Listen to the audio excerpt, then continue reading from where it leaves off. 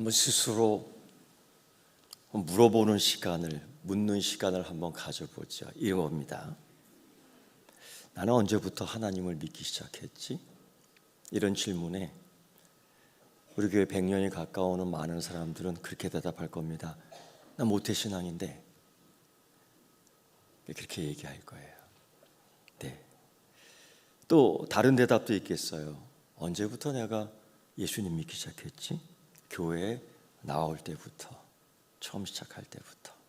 그렇게 대답하는 사람도 있을 거고, 또 내가 언제부터 예수님을 믿기 시작했지? 결혼하고서 배우자가 예수 믿기 시작했는데 따라 나와서 예수 믿기 시작했고, 또 어떤 분은 그래요. 큰 인생의 위기를 겪으면서 하나님을 만나는 거죠. 그때 붙잡을 수 있는 게 지푸라기밖에 없어요. 그러니까 나와서 그때 내가 하나님을 만난 것 같아. 이런 얘기. 대부분 또 어떤 분들은 전도해 줬는데 그 친구 때문에 내가 지금까지 예수 믿게 됐지. 이런 얘기 할 수 있어요. 근데 이런 대답 모두가 보통 그겁니다. 내가 결심할 때부터 나는 예수 믿었어. 내가 결심할 때부터. 내 중심에서 얘기하는 거죠. 성경은, 오늘 읽은 성경은 이사야서 49장 종의 노래나 고린도전서 1장의 그 고린도 교회를 향한 사도 바울의 마음을 볼 때에, 말씀을 볼 때에 그렇게 얘기하지 않는다는 거예요. 이사야 선지자는 그래요. 내가 하나님의 종이야. 내가 하나님 부름 받았어. 언제부터? 여호와 하나님 대답합니다. 네가 엄마 뱃속에 짓기 전부터. 심지어 나는 그때 너의 이름을 불렀다. 이름도 지어주지 않았는데 하나님은 그의 이름을 부른 거예요.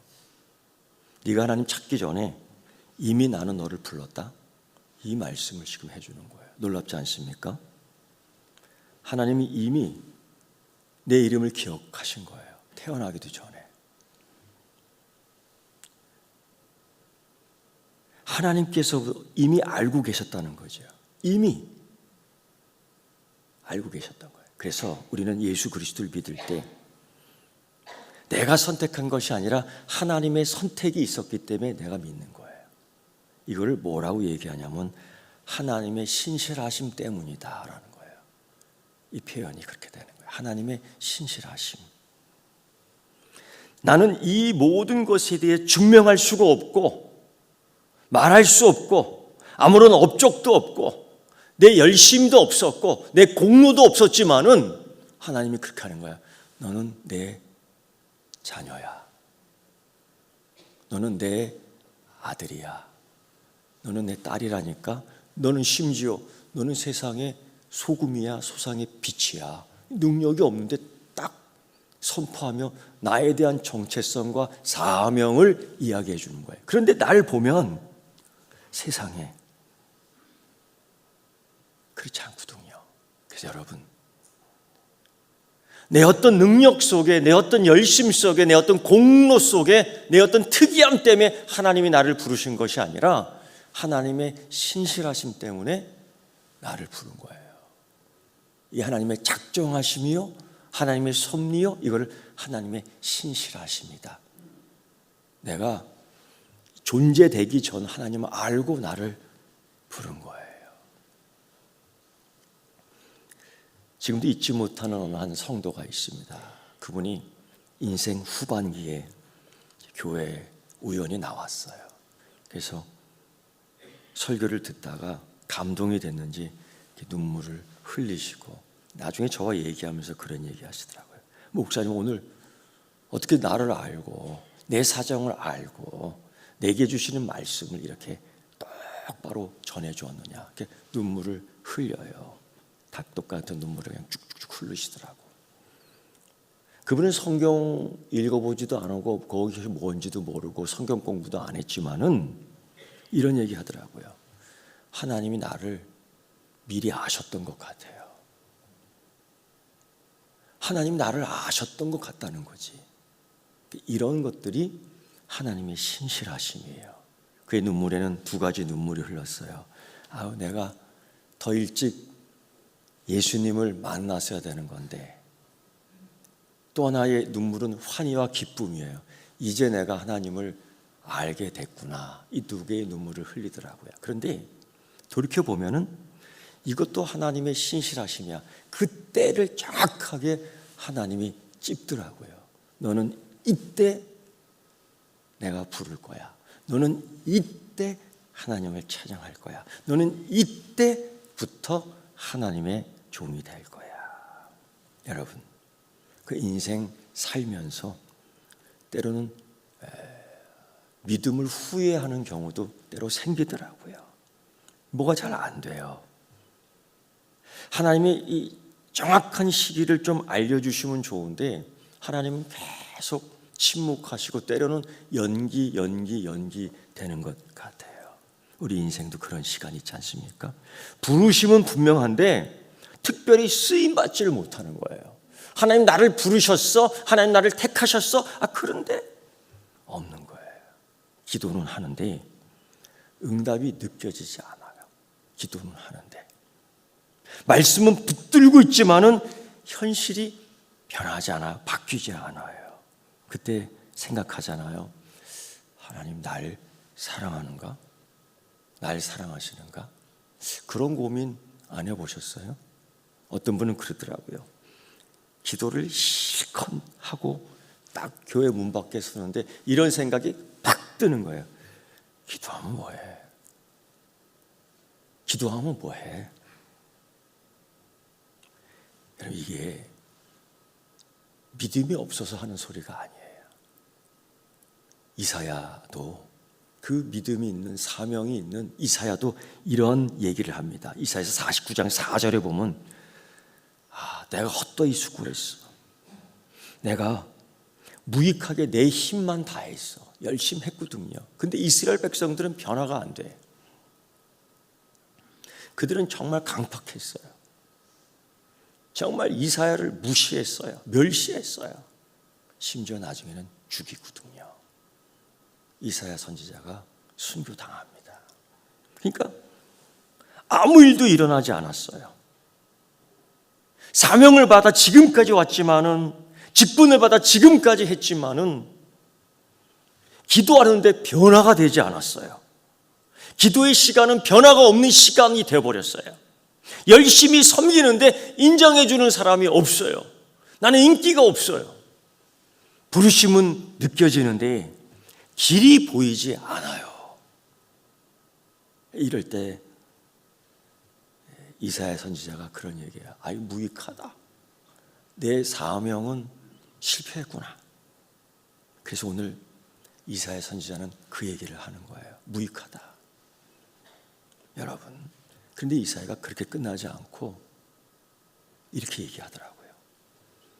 내 판단은 하나님 판단이어야 돼. 내 삶은 하나님이 판단하실 거야. 이 얘기를 해요. 그러니까 쓸데없어. 여기서 끝나지 않고 곧이어 그래, 하나님은 신실하셔. 힘들어. 그러나 우리 입술에 하나님은 신실하셔. 그래, 이 교회 썩어져 가고 흔들고 세상 교회 그러나 거기서 끝나지 않아. 하나님은 신실하셔. 내가 죽도록 충성했는데 돌아오는 거는 박수 쳐주지 않고 그냥 시험 들게 하는 사람들밖에 없어. 여기서 우리가 자빠지고 넘어지고 주저앉을 수 있어요. 그런데 이사야는 그런 상황 속에서 뭐라 그러냐? 그 판단은 하나님이 하시는 거야. 그 판단은 하나님이 하시는 거야. 여러분, 맞아요. 문제가 자꾸 우리가 판단하니까 되는 거죠. 그래서 여러분, 우리 볼 때에 이 시간이 실패한 것처럼 보일 때가 있어요. 우리 볼 때 예배 드리고 나가고 기도하고 나가고 찬송하고 나가지만은 허무할 때가 있어요. 하나님 들으셨을까? 하나님 이루어 주셔? 이런 마음이 들 때가 있어요. 여러분, 그래도 하나님의 신실하심이 조용히 일하고 계신 줄 믿습니다. 하나님은요, 하나님의 맷돌은 이만큼 커. 그게 천천히 돌아가요. 가루를 쫙쫙 뽑는다고요. 알아야 돼요. 이사야가 내가 헛되이 수고하였고 무익하게 힘을 다했구나. 정직한 고백이지요. 내 마음에 드는 허무함, 그 얘기해요. 무슨 의미가 있을까? 내가 이렇게 기도하고 나가는데 교회를 애쓴 시간이 내가 이게 무슨 소용이 있을까? 종의 사명은 분명했어. 이사야 사명은 분명했어. 사도 바울의 사명도 분명했어. 고린도 교회가 그냥 싸움박질해요. 은혜가 없어서 은혜가 너무 많아요. 고린도 교회가 그냥 치고받고해. 왜? 기도가 없어서 기도를 그렇게 잘한다고요. 방언기도, 예언기도부터 시작해서 쫙 뽑아낼 수 있어요. 이사야도 그래요. 이스라엘을 회복하기 위해서 하나님 백성을 다시 하나님께로 돌아오기 위해서 그렇게 애쓰는데 그들은 멸시해요. 거절해요. 돌을 던져요. 성공처럼 보이는 것이 한 개도 하나도 없어요. 이때 이사야도 사도 바울도 휘청휘청 하는 거죠. 하나님 분명히 부르셨는데, 하나님 분명히 사명을 줬는데, 그때에 하나님에게서 이런 말씀을 받습니다. 너는 그것만으로 부족해. 네가 다 했다고 지금 이렇게 얘기해? 네가 힘을 다했다고 지금 이렇게 해? 그것만으로 부족해. 너 아직 준비가 안 됐구나. 이 말씀을 탁 받을 때 이게 하나님이 그 종을 부정하는 겁니까? 아니면 그 종을 책망하는 겁니까? 아니에요. 이 말씀을 한 것은 하나님이 확장시켜 주는 거예요. 지금까지 이스라엘 백성들을, 지금까지 고린도 교회를 그냥 애썼어. 안 돼. 그래서 하나님 너무 힘들잖아요. 내 인생이 펴지지 않잖아요. 내가 지금까지 하나님께 기도하면서 애썼는데, 내가 지금까지 하나님께 충성하면서 애씀을 보였는데 내게 돌아오는 것은 허무, 허망, 허탈, 이게만 자꾸 오는 거예요. 그런데 그때 하나님이 너 그것만으로는 부족해. 왜? 내가 너를 위해서 더 큰 일을 행할 거야. 이 연단돼야 되는 거예요. 익숙해져야 되는 거예요. 그래야지만 너를 세상의 빛으로, 그래야지만 너를 세상의 소금으로, 그래야지만 너를 이방의 빛으로 삼을 거야. 그는 좌절하고 쓰러졌지만 하나님은 그에게 실패처럼 보이는 자리에서 땅끝까지 이르는 이방의 빛을 선언하는 도구로 삼겠다는 구원의 계획을 하나님이 그에게 쫙 얘기해 주는 거예요. 하나님 뜻밖의 말씀을 해 주신 겁니다. 여러분, 사람이 실패처럼 보이는 자리, 우리는 그 자리를 보면 실망하고 좌절하고 때로는 그냥 주저앉고 엎드려지고 엎어지고 할 때가 많지만은, 그럼에도 불구하고 하나님은 오늘 이사야, 오늘 사도 바울 그 자리에서 하나님의 더 넓은 계획을 세우는 거예요. 사도 바울은 로마로, 이사야는 이방으로, 여러분은 이 세상에 대해서 거룩한 하나님의 백성이요 제사장으로, 이 세상에 대해서 소금과 빛으로 그 능력을 하나님이 행하게 하시는 거죠. 할렐루야. 이겨내야 돼요. 견뎌내야 돼요. 여러분, 이 고린도 교회를 보세요. 정말 은사가 많았어요.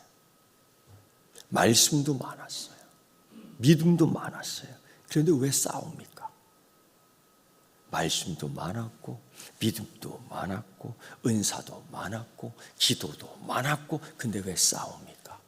근데 왜 분열이 됐습니까? 여러분, 은혜가 없어서가 아니에요. 은혜를 감사하지 못하니까 싸우는 거예요. 그들은요, 정말 열심히 했습니다.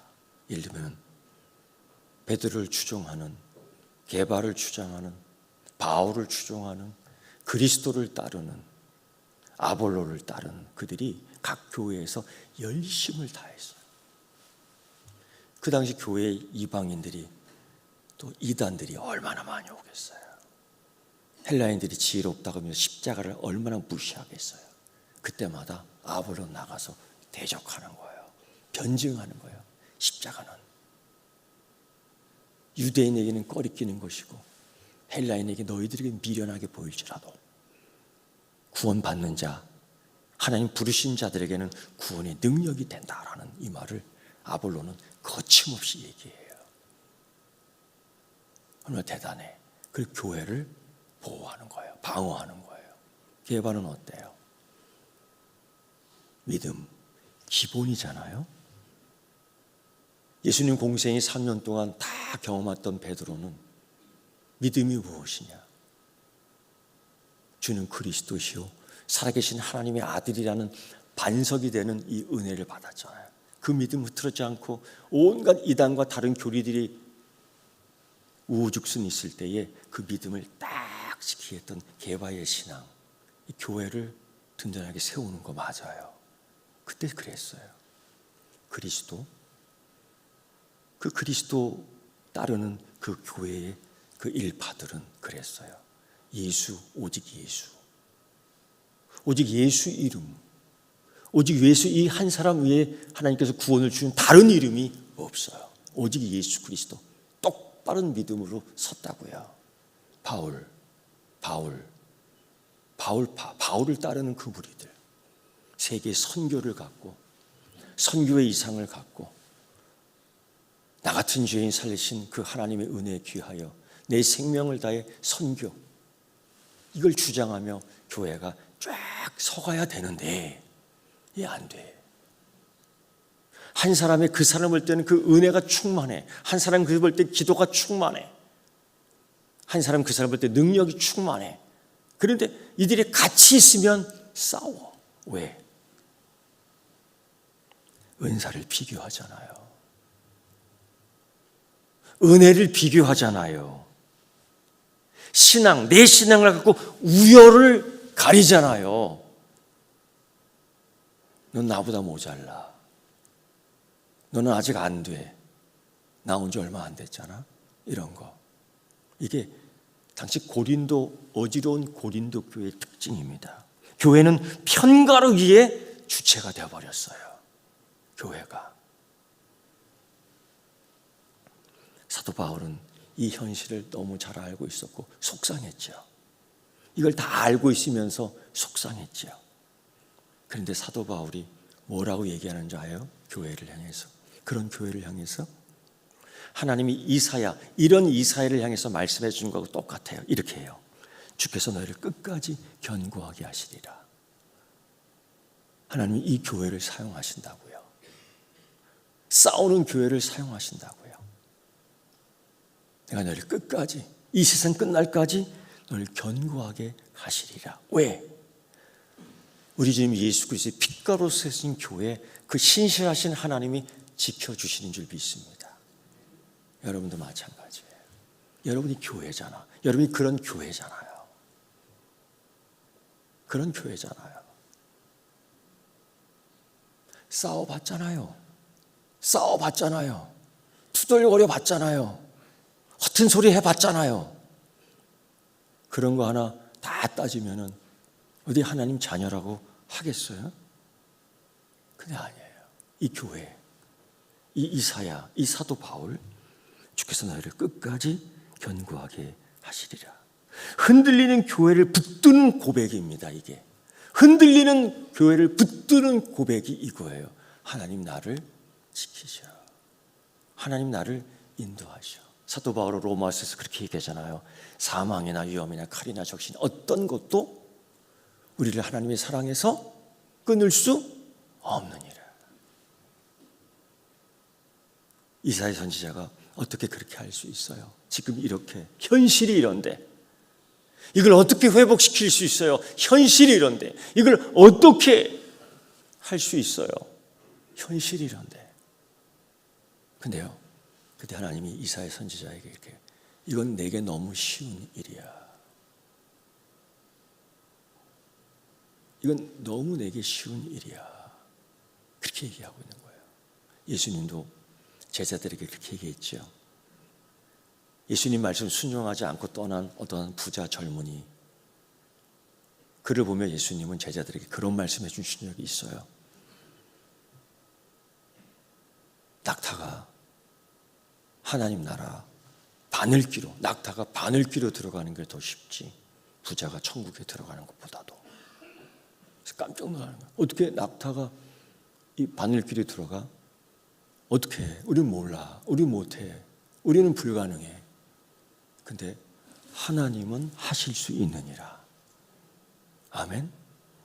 그거를 지금 믿는 거예요. 거기서 하나님은 하실 수 있느니라. 이 의미가 뭐냐면 하나님은 미쁘시다, 하나님은 신실하시다라는 거예요. 내 인생이 이렇지만은, 내 삶이 이래도, 지금 기도의 응답이 다 이루어지지 않았지만은, 내 인생이 휘청휘청하지만은 하나님은 신실하시다, 하나님 미쁘시다 라는 이 고백을 이사야도 사도 바울도 지금 하고 있는 겁니다.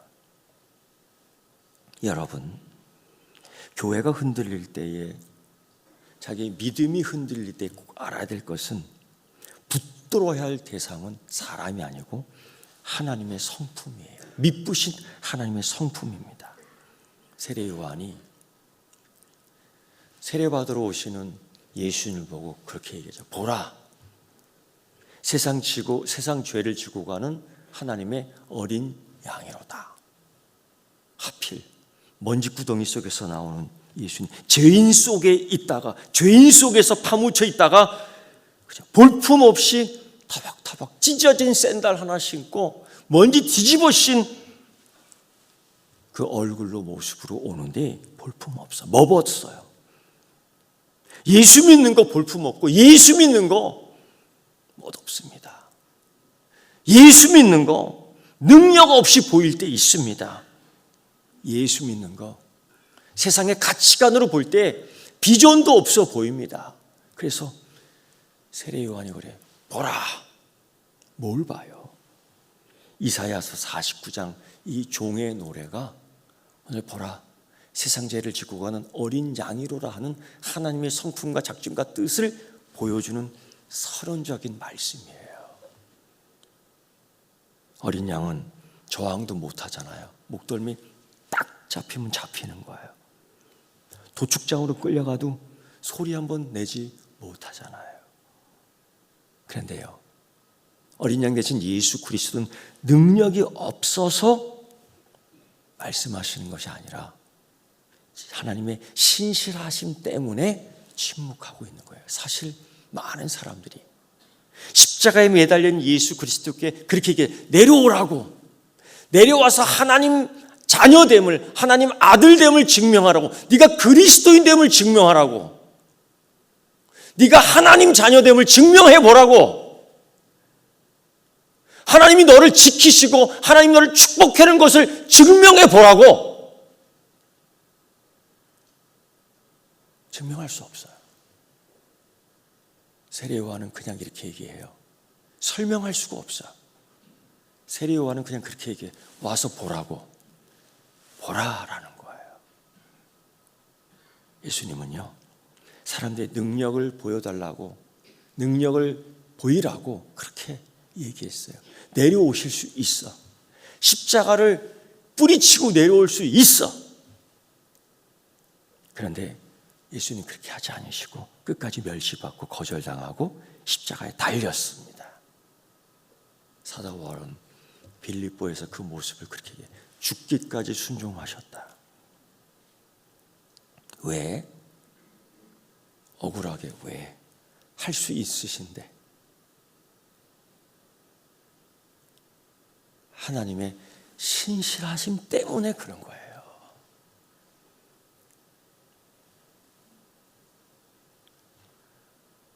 우리는 가끔 그런 생각, 아니 그런 말, 그런 행동해요.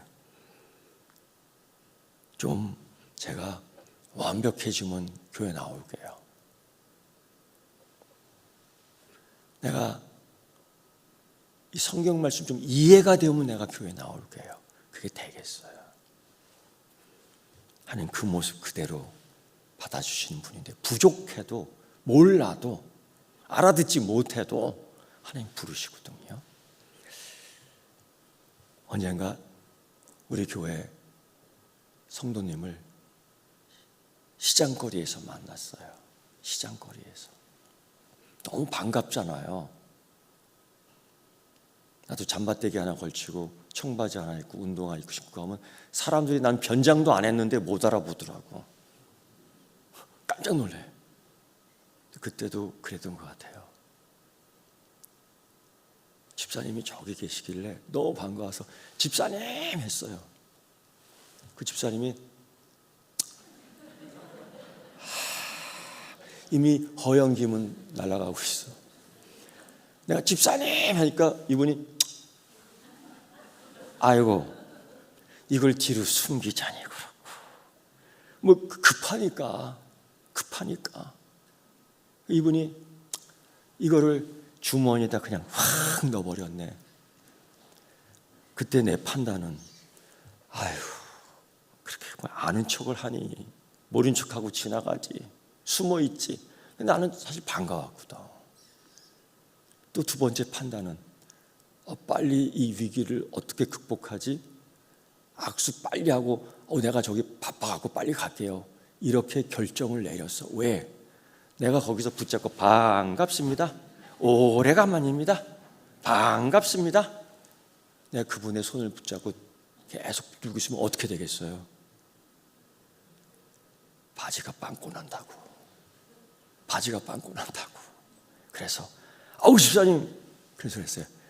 이번 주에 교회에서 만나요. 뭐 자기도 급하니까 예 목사 알겠습니다. 나도 후다다닥 갔어요. 그 다음에는 제가 그런 걸 묻지 않았죠. 바지 빵꾸 났어요? 이런 건 묻지 않았어요. 다음 주일날 그분을 제가 봤죠. 지금도 믿음 생활 잘해요. 여러분 그 있는 모습 그대로 예수님 앞에 나오면 되는 거지요.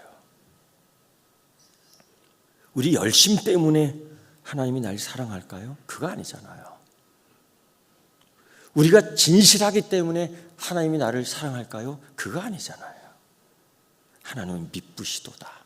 이것 때문에 하나님이 나를 불러주시는 거죠. 모태에서 부르시는 하나님. 숨겨진 시간을 잘 견디도록 인도하시는 하나님. 흔들리는 교회를 끝까지 붙드시는 하나님. 그리고 오늘도 우리에게 말씀하잖아요. 와서 보라고. 오늘 그리스도의 날까지 내가 너희를 지킬 거라고. 여러분, 하나님의 신실하심, 사도 바울이 그런 얘기예요. 하나님은 미쁘시도다. 이 하나님은 나를 향해 미쁘시도다. 하나님은 우리 교회를 향해서 미쁘시도다. 이 한마디에 끝나는 거예요. 남들이 손가락질해도 하나님은 그 앞에 서서 하나님은 미쁘시도다. 이사야 선지자 별별 없지요. 사람들이 조롱하고 돌려지고 모욕하고 그런데 하나님은 미쁘시도다. 우리도 마찬가지예요. 하나님 우리 앞에서 그들을 향해 세상을 향해 이렇게 얘기해요. 하나님은 미쁘시도다. 여러분, 하나님의 신실하심은 추상적인 개념이 아닙니다. 실제예요. 모태에서부터 부르시는 하나님, 숨겨진 시간을 견디게 하시는 하나님, 실패처럼 보이는 자리에서 계획을 넓히시는 미쁘신 하나님, 흔들리는 교회를 끝까지 붙들겠다고 약속하신 신실하신 하나님, 오늘 그 하나님이 우리를 이곳으로 부르신 줄 믿습니다. 저 따라서 한번 고백할까요? 나의 미쁘신 하나님, 내가 여기에 있습니다. 기도하겠습니다. 하나님, 한 주간의 삶을 살 때 또다시 작년에 고생했던 그런 것들이 계속 있습니다. 목마르고 배고프고 힘들고. 그러나 오늘 주신 말씀 가운데 신실하신 하나님, 미쁘신 하나님이 지금까지 견디게 해주신 것처럼 또한 견디게 하고 승리하게 하실 줄 믿습니다. 주님, 주 여호와 하나님의 미쁘심 때문에 주님 신이 사명 감당케 하고 주님의 뜻을 하나님 나라에서 이루신 것처럼 이 땅에서도 이루게 하여 주시옵소서. 예수님의 이름으로 기도드리옵나이다. 아멘.